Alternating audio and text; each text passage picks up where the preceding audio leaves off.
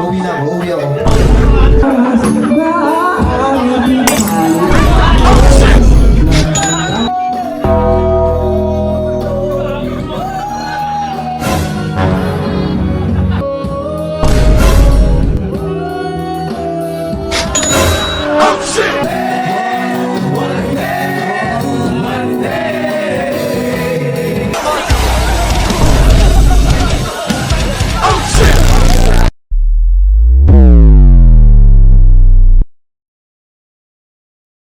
So, ayun, ngayong gabi, papunta tayo sa grupo ng Kolokoys TV para umattend sa Christmas party nila, naimbitahan nila tayo. At tingnan natin kung ano yung mga magaganap ngayong gabi na to. Sigurado exciting to. At the same time, tingnan natin kung sino yung mga malalasing. Kasama ko rin yung mga barkada ko, videographer, editor. Cavite tayo, tapos after Cavite, Laguna tayo matulog kasi baka doon tayo mag-spend ng Christmas natin. Pero right now, itong bahay, at turn over ko muna doon sa caretaker natin. Ayun, sundan nyo kung ano yung mga pupuntahan natin ngayong gabi. At sana mag-enjoy kayo sa vlog na to.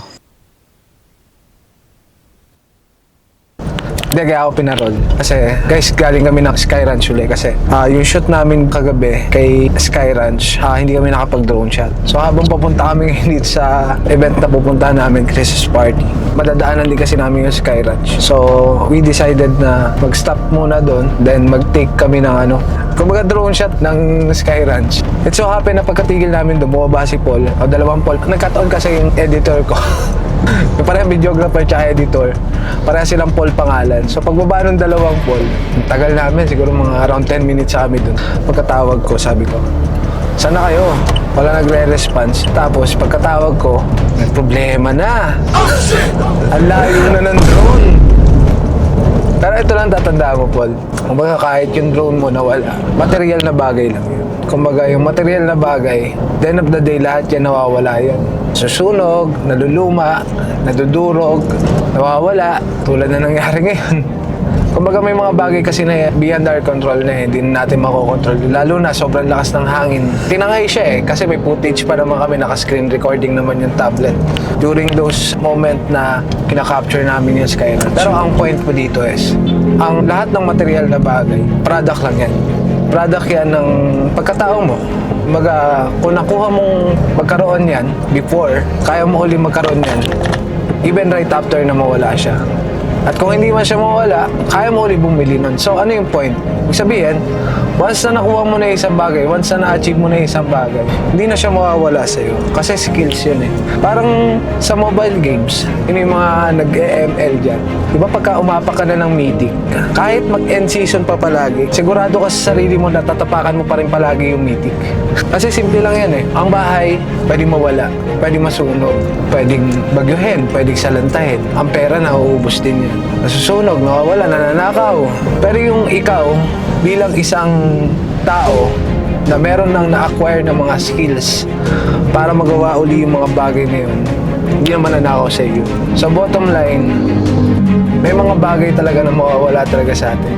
May mga bagay talaga na kahit anong pilit natin na ingatan, ganun yung nagiging ending. Pero, the end of the day, yung pagkatao mo, yung kayang kumuha uli ng bagay na nawala na yun, ay isang tao rin na magbibigay ng solusyon sa kung ano yung mga nangyayari sa iyo ngayon.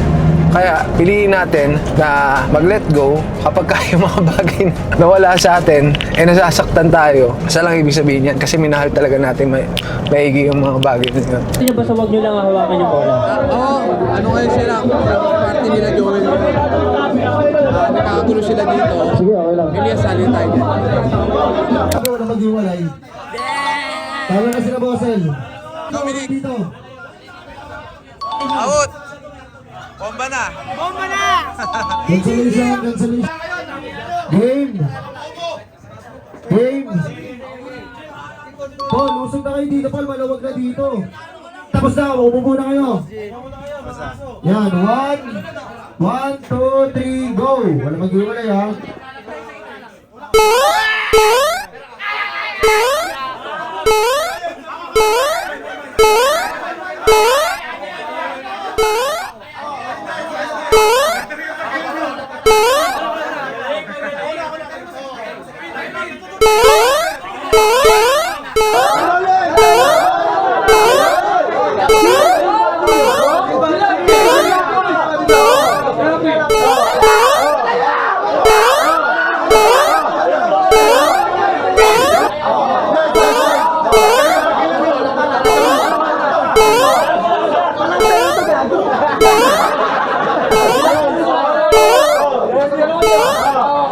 Okay.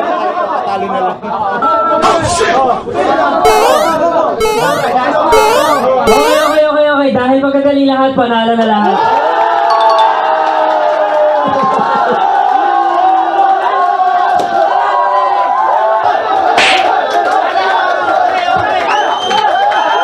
Wait lang, yung mga natalo kanina.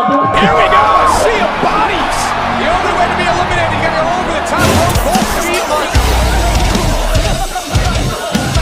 Oh shit! Nagulo na sila, nagulo na!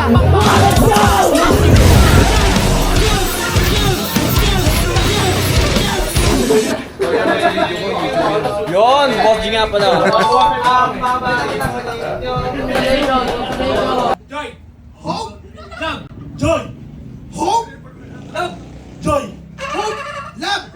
Mamaya na mong gulo, tangina na ito. 1, 2, 3, go!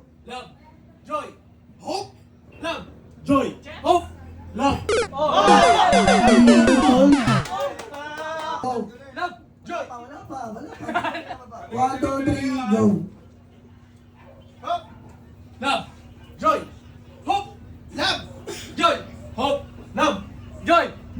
Kaya sila ka.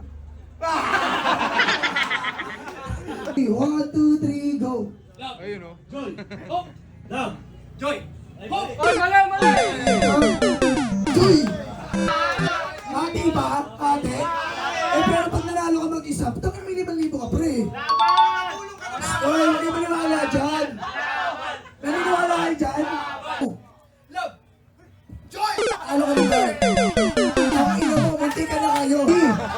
Hati pa sana yun, oh. Ito naman, babatuhin natin.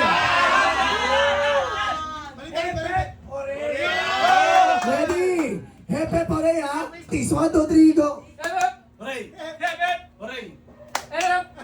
Practice lang, practice. Tapos ibabalik natin ng Lovejoy Home. Okay, ready? Ito, wala practice ha? Guys, di na ko pala. Lovejoy Home to.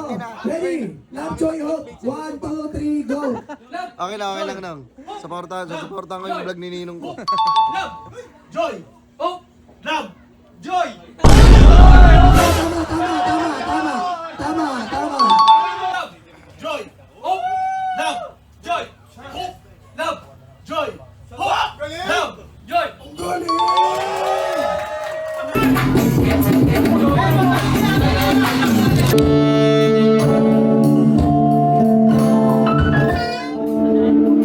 Tama.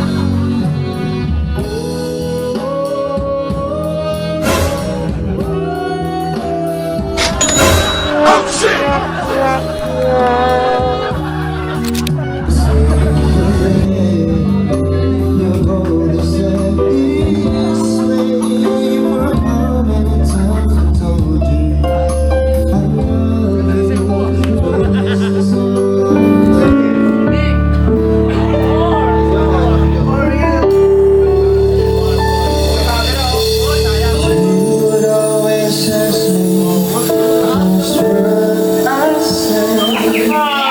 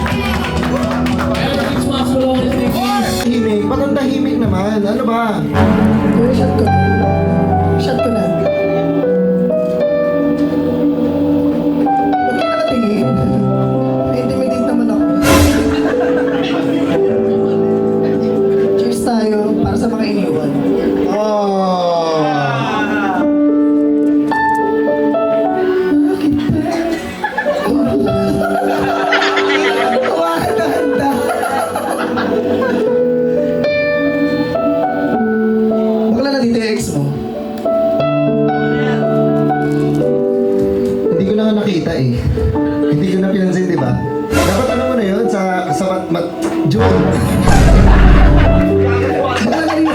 Lumatayo kayo? Wala talaga. Bakla kanina pa yan dito, inaantay ka. John, sige na, lapitan mo na. Ulit-ulit naman tayo eh. Ito, paimal ka, no? Pag alam mo nagsasaya yung tao, sige ka, ino-joke mo ako. John, lumapit ka na dito. Uwi na ako, uwi ako. Bakla, wag kang umuwi. Ano ba? May sasabihin lang siya. Ano pa ba? Ano pa ba sasabihin niya? Di ba sabi ko wala na kami? Ano ba kinano mo sa Bakla, akin? hindi! Sinasabi ko sa'yo, friend na ako, bakla! Utang ina mo! Ay, uwi.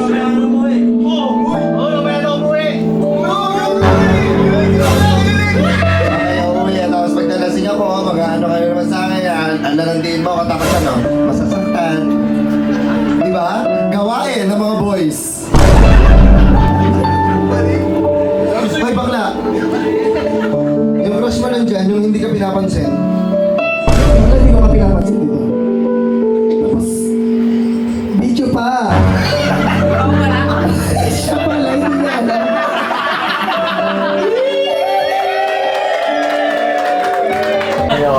Pinapakilala ko nga pala sa inyo si Sir Gilvin.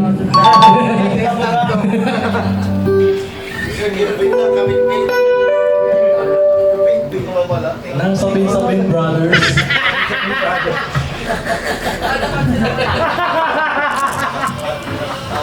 Sinukman eh.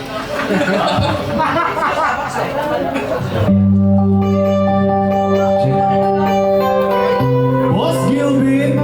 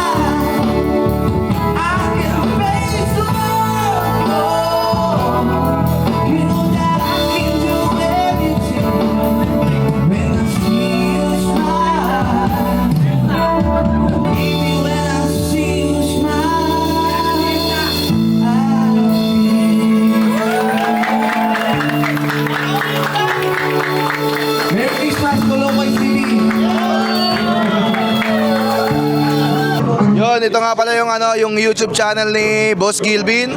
Yun, ito nga pala si Boss Gilvin, oh, yan oh. Pinaka-poging boss namin yan, pre.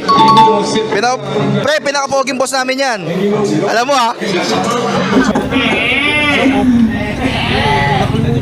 Hindi, okay lang.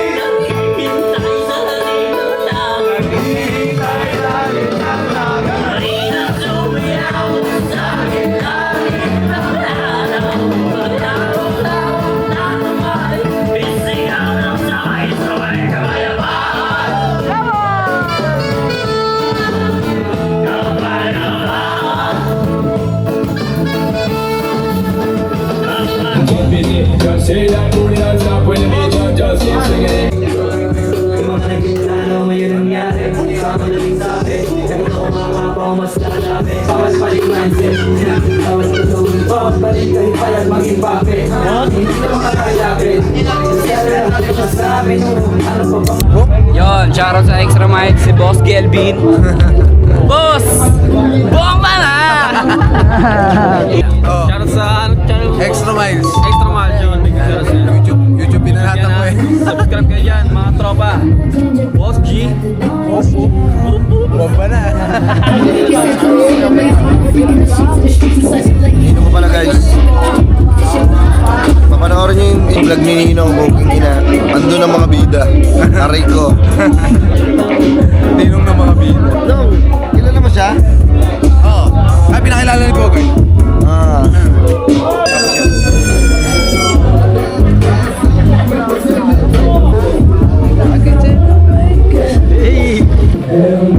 Kalaw si Sita sila eh. Malabo yun, malabo lang pala. Kaibigan nila yun eh, kaibigan nila yun eh. Magkakaibigan sila dito. Match. Ilan taon na si Ate Christine? 21 po. Oy, 21.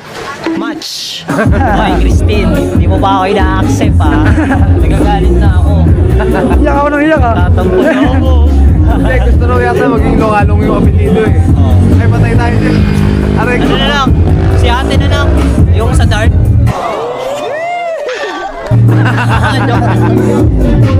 Ay, nasama na namin yan. Si Polo kaya kailan? Si Polo. Kailan kaya? Napakabo lang ni Joel guys, no? Sobrang solid. Ito pa isa sa mga pinaka-solid ko eh. Oo, yan talaga. Ano naman sila sa YouTube channel niya? Yo, sobrang si... Ano pangalan? Extra Minds. Yo, extra man siya. Subscribe nyo idol ha. Pabuti na 1 million. Yeah. Yan. Wala pa si idol malupiton eh, para solid lalo. Antayin nyo ha. Alam mo ha. Merry Christmas, boss. Hanggang sa muli, ingat kayo pare ha. Pre, ingat po. Ay, boss. Doon pa gong. Thank you. Thank you, thank you. Meron ako Bossing, thank konting you. buwakan sa inyo. Ayun, no? Give thanks.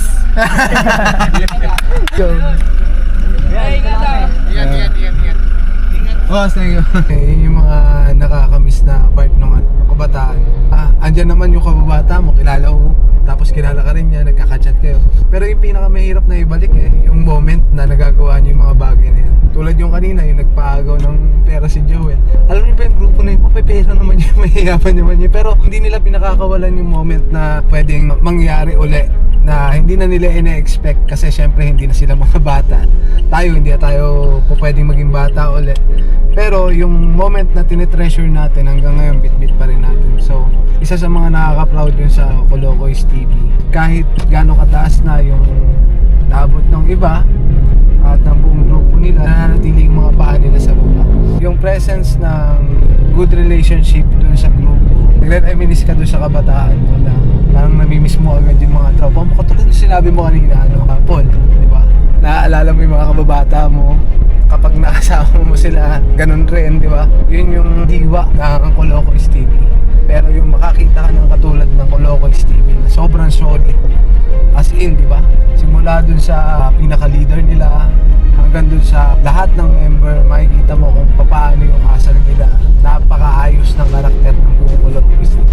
Isa to sa mga babalik-balikan ko kapag ka namimiss ko yung mga kaibigan ko, yung mga moment na to na video ko na ina-treasure ko dahil na bigyan tayo ng privilege na ma-invite sa kanilang Christmas party. Ganun ako, syempre namimiss ko rin yung Paskong Pilipino kasi ilang taon na rin ako nagpapasko sa ibang bansa na sobrang saya rin naman.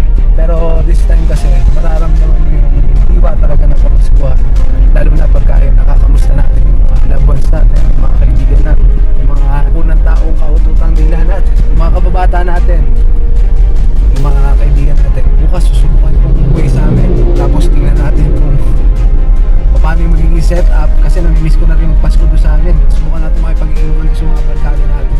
Slight na alak lang, tawag na tayo sa akin. Banding lang, tapos yun, pressure lang natin ang moment ito magpapasko. Sila rin sabi ko sa akin, pag may Pasko, sinuwian muna kayo. Bigyan niyo muna yung oras na yan para sa pamilya ko kasi iwanan rin ang Pasko. Pagsama-sama tayo, meron tayo magandang memories together with my friends, families, loved ones. So yun lang, maraming salamat. So yun, isang napaka-solid na araw. Maraming salamat kung umabot ka sa video na to. Huwag mo kalimutan na mag-subscribe. Kung nagustuhan mo yung mga nakita mo ngayong araw na to, hit mo lang yung notification bell para maging updated ka sa mga next video natin. So yun, maraming salamat pala sa lahat ng mga nakasama namin hanggang dulo na itong video. Just make sure na naka-subscribe ka kasi this coming 2026 mamimili na kami ng mga subscriber na pwede namin isama sa tour namin around the Philippines.